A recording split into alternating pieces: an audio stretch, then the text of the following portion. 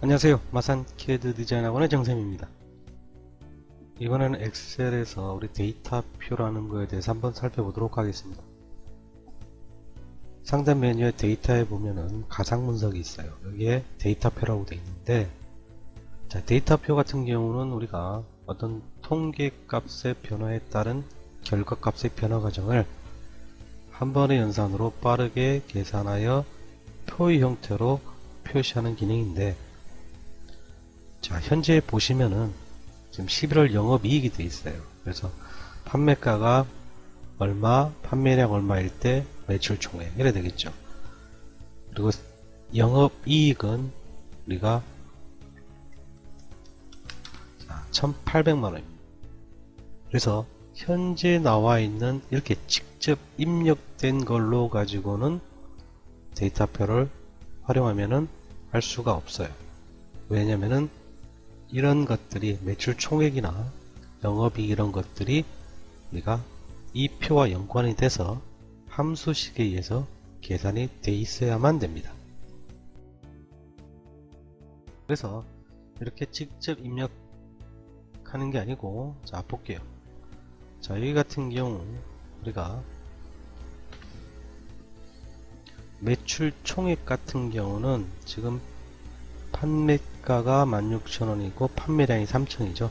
그래서 자, 는 매출 총액은 요거에다가 곱하기 요게 엔터 하면은 이렇게 수식이 들어간 값을 해줘야 됩니다. 또는 함수를 써도 되고요.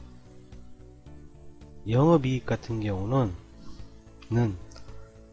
매출 총액에서 빼기, 자, 생산 원가 빼기 임대료 빼기 인건비 한 거야 되겠죠. 엔터.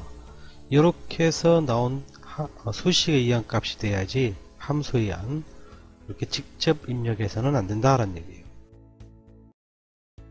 그래서 결국은 우리가 이런 표가 있는데 판매량이 2,000, 2,500, 3,000 이렇게 변화될 때, 또는 판매가가 이렇게 변화될 때 영업이익이 어떻게 변동이 되는지 그 결과를 알아내는 게 바로 데이터표입니다. 그래서 지금 현재 여기에 영업이익이 변화량을 지금 확인하기 때문에 이 값이 들어가야 돼요. 마찬가지입니다. 이것도 이렇게 직접 입력하시면 안 되고요. 자, 삭제합니다. 자, 여기는 는 해서 요 셀을 클릭을 해주면은 엔터 치면은, 자, 요 값이 변하면 요 값도 변하겠죠. 그죠? 자, 이런 상태가 돼야 돼요. 그래서 선택을 해주시고요. 데이터에서 가상 분석에 데이터표를 해주시면은, 여기서 이제 중요한 부분이 바로 행과 열을 갖다가 정확하게 입력을 해줘야 되는데, 행 입력 셀 같은 경우는 지금 어떤 의미냐면요, 판매량이 이렇게 변화가 되어 있죠. 그래서 판매량이 행이 돼야 됩니다. 열 같은 경우는 판매가가 되어 있죠. 그래서 이게 바뀌면 안 되고요. 행 입력 셀에 판매량이 돼야 되고요. 열 입력 셀에 판매가가 돼야 됩니다.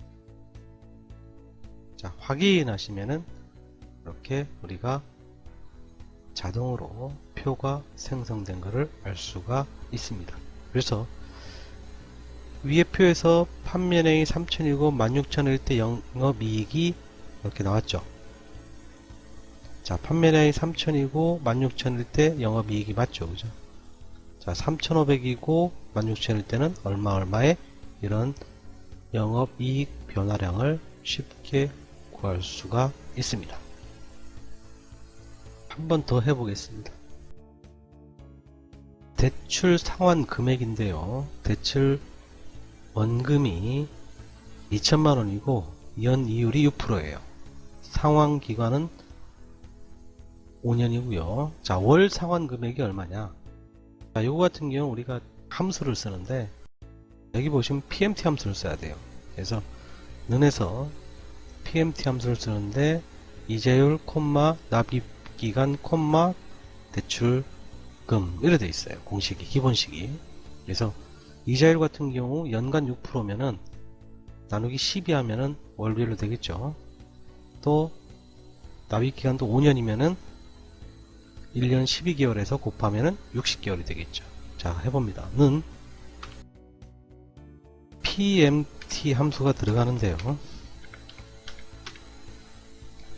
가로 열고 6%죠. 요거 있죠. 찍어주셔야 돼요. 요거 나누기 12 이렇게 되고요. 그런데 이 위치가 변하면 안 되기 때문에 반드시 절대 참조로 들어가야 돼요. 그래서 자, 다시 합니다. 연이율 F4를 눌러서 절대 참조로 해주시고요.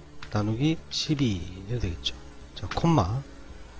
그 다음에 납입 기간은요 마찬가지입니다. 요거 F4 곱하기 12 해줘야 되겠죠. 콤마. 네, 그 다음에 대출금이 요거죠.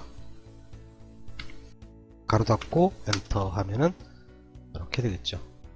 이게 마이너스가 붙었는데 요거를 우리가 앞에 마이너스를 붙여주게 되면은 이렇게 플러스 금액으로 표현되겠죠.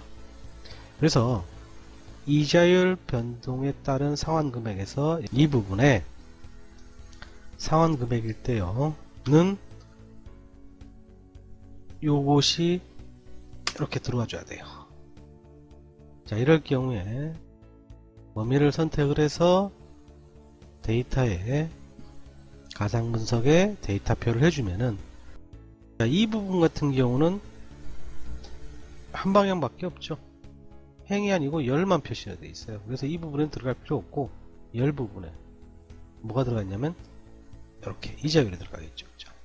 그래서 확인하시면은 지금처럼 우리가 이자율이 4%일 때 얼마, 자 6%일 때 38만 얼마였죠? 6%일 때 386656 맞죠? 6.5일 때 얼마, 7%일 때 얼마, 이렇게 이자율 변화에 따른 상환 금액을 우리가 표를 통해서 테이블을 통해서 쉽게 계산할 수가 있습니다. 이렇게 해서 우리가 행과 열의 데이터가 있는 경우, 열의 데이터가 있는 경우 통계값의 변화에 따라서 결과값의 변화 과정을 우리가 쉽게 확인할 수 있는 데이터표에 대해서 한번 살펴봤습니다. 오늘은 여기까지입니다. 감사합니다.